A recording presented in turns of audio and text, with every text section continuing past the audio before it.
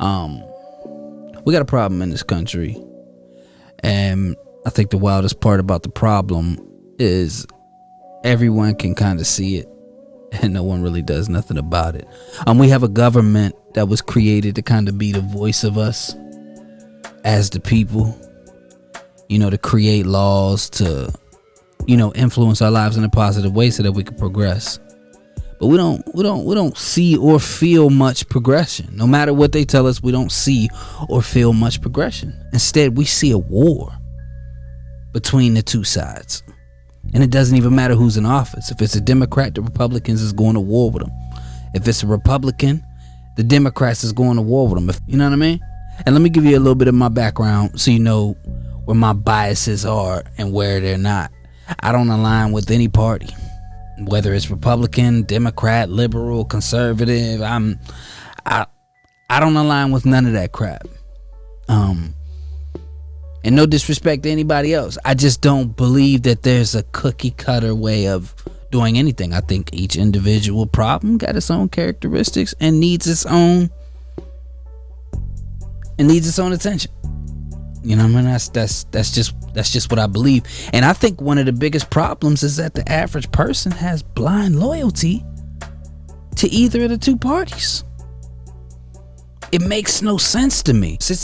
It's almost like an abusive relationship. You have this blind loyalty to this person that's going upside your head, that's abusing you, manipulating you, talking bad to you, and then every now and then, coming around, sweet talking you, telling you how they love you, how you ain't gonna do better than them, how everybody else is a monster. It's an abusive relationship. Abusive. You know what I mean? And it's wild because a lot of the great people that we've looked up to, from activists that stood up for things, none of them, well, at least most of them, didn't align with any specific party. You know what I mean? Like, I was listening to Angela Davis from the Black Panther Party recently. Who are you endorsing? Endorsing? I don't endorse. I believe in independent politics. I still think that we need a new party, a party that is grounded in labor, a party that can speak to, all of the issues around racism, sexism, homophobia, transphobia, what is happening in the world. We don't yet have that party. And even as we participate in this electoral process as it exists today, I think we need to be looking ahead toward a very different kind of political process. At the same time, we put pressure on whoever is running. And see, she's exactly right. And it's pretty much similar to what Martin Luther King was always talking about. And it's wild because I have to admit, I was brainwashed my entire life. School system, everything has always made me believe that Martin Luther King was marching for black people, fighting, getting thrown in jail, all to be accepted by white people. I always thought that his thing was to be able to eat at restaurants with white folks, or be able to go to school and everybody be happy together and us be accepted, them give us jobs. But when you really dig into Martin Luther King's speeches, you can see why he was a marked man. He was talking the same way she was, talking about putting political pressure on them and using our dollars. Now, we are poor people. Individually, we are poor when you compare us with white society in America. We are poor. Never stop to get that collectively, that means all of us together, collectively we are richer than all the nations in the world, with the exception of 9. Did you ever think about that? After you leave the United States, Soviet Russia, Great Britain, West Germany, France, and I can name others, the American Negro collectively is richer than most nations of the world. We have an annual income of more than $30 billion a year, which is more than all of the exports of the United States and more than the national budget of Canada. Did you know that? That's power right there if we know how to pool it. So I'm not saying that voting doesn't matter. I'm not bashing any party. All I'm saying is that the real fight, becoming unified and putting pressure on them and putting pressure on big business, the ones that fund them. Like, look back through history. Anytime that black folks have actually been unified, the most powerful one to me, the most powerful moment to me when we were extremely unified was when we didn't even have the right to vote. We didn't even have the right to vote in 1862. Escaped slaves were changing their own lives, but they were also transforming the fate of the nation. By the summer of 1862, President Lincoln faced a dilemma. Not only was the North losing the war, but runaway slaves were forcing him finally to confront the question of slavery itself. Lincoln's first objective in the war had been to save the Union. "I have no purpose," he had proclaimed, "to interfere with the institution of slavery." But now, military necessity converged with the moral imperative of ending slavery. This was the country in 1862. It was. And therefore, for Lincoln, a place he could escape to. He came here pretty often in the summer of 62, which is this critical summer where he was writing the proclamation. This is Camp David. This is his Camp David. As he wrote and made the journey to this cottage, he would have seen black refugees camped out all over the city. What do you do with them? You just keep ignoring them? Enslaved people were making the war their war. They were making the war about freedom and emancipation. African Americans are arguing the easiest way to win the war is to emancipate slaves. And they make a brilliant point that eventually the Lincoln administration accepts that you need us. If you want to win this war, you need us.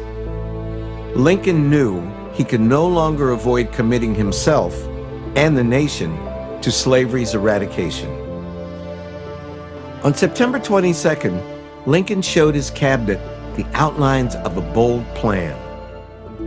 Emancipate the slaves in enemy territory and encourage them to find safety behind Union lines. On January 1st, 1863, he issued the final draft to the nation. From that day on, it read, "Any slave within a rebellious state shall be thenceforward, and forever free." Though the proclamation didn't abolish slavery, nor declare all slaves free, it was a powerful statement, redefining the war's purpose as ending slavery. For African Americans, enslaved or free, the Emancipation Proclamation was their Declaration of Independence. Ultimately, them being unified made some change. You know what I mean? It didn't free all of the slaves, because you got to remember that there were Union states that had slaves. So it would ultimately be suicide for him to completely abolish it. But them being unified made some change, and what happened was it gave the war purpose, and you created three types of people fighting for the Union. You got white folks who care about the Union and they just want to win for the Union. They don't really care much about slavery or black folks. Then you got white folks who agree with Lincoln, who morally didn't like slavery. These are the white folks that are marching with you right now.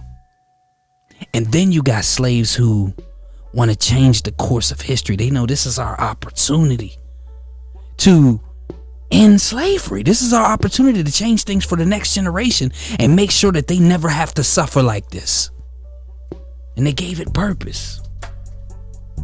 So I challenge you, get out of that abusive relationship. Get out of it. Cut that blind loyalty out. I'm not saying not to register to either party, because you still want to have a say-so in the primaries. But get organized with like-minded individuals and hold your politicians accountable to their face, in the public, through the media. Do the same thing with big businesses, because again, they're the ones who are funding the politicians. They're the ones who fund the parties. So hold them accountable in the same way. And number 2, stop arguing. What's the point? He got a Confederate flag in his profile picture. And anytime you say Black Lives Matter, he screams all lives matter. You're not going to change their opinion. Stop wasting your time arguing with them. Instead, when you made that post about police reform and you actually said something that made sense and it got 100-something likes, 50-something comments in favor of what you said, those are the people you start the group chat with. Those are the people you have the discussions with and get organized with.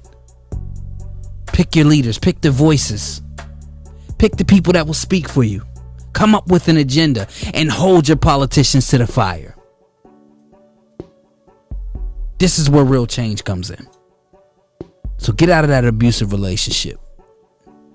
And I'm gonna leave you with 2 videos. I want you to see that you can't give your blind loyalty. Look at the choices that we're given.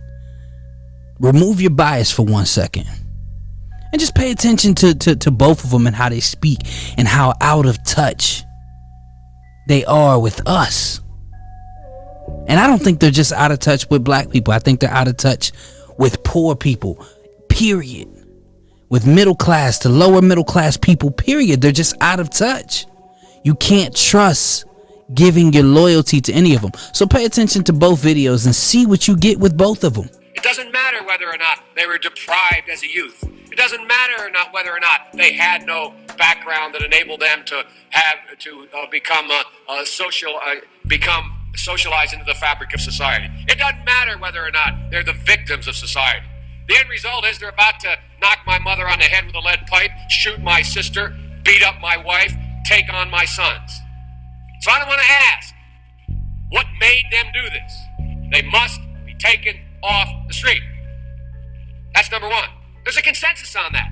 Unless we do something about that cadre of young people, tens of thousands of them, born out of wedlock, without parents, without supervision, without any structure, without any conscience developing, because they literally, I give myself 3 more minutes, because they literally have not been socialized.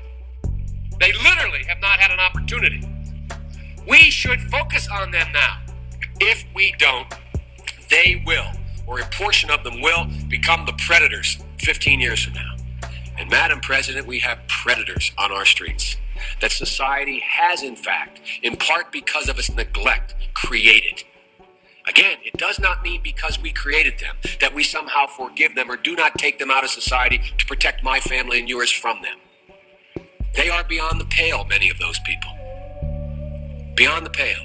And it's a sad commentary on society. We have no choice but to take them out of society. Claims that he's repeated 3 or more times since taking office, and some of those claims he's repeated literally hundreds of times. Here are the top 3. So we're building the wall. It started, and we started the wall. It's doing well, including the building of the wall, which we started, but we should build it at one time. President Trump's wall is not being built. The funding that Congress has approved is for repairs and fencing. Power of the purse isn't agreeing to it. You can't do it. That's the way the federal government works. You have to see these trade deals. We were losing a fortune. Hundreds of billions. We lost $500 billion. 300, 400, $500 billion a year. Billion! And for years, we were losing a tremendous amount of money. We're losing a lot of money. That's false. It's just a false construct. Countries don't make or lose money on trade. It's not like a pickpocketing situation. It's the biggest reduction in taxes in the history of this country. It's the biggest tax cut in American history. This is the largest tax cut that's in the history of our country. The biggest tax cut, biggest reform of all time. That's false. Trump doesn't even get past what Obama did. Trump's tax cut is the 8th largest in the last 100 years. But the claims don't happen in a vacuum. There are trends. Trump made nearly 3 times as many false or misleading claims in his second year than he did in his first. Almost a quarter of these claims were during campaign-style rallies, and nearly a fifth were about immigration. and what Trump talks about fluctuates based on what's happening in the news.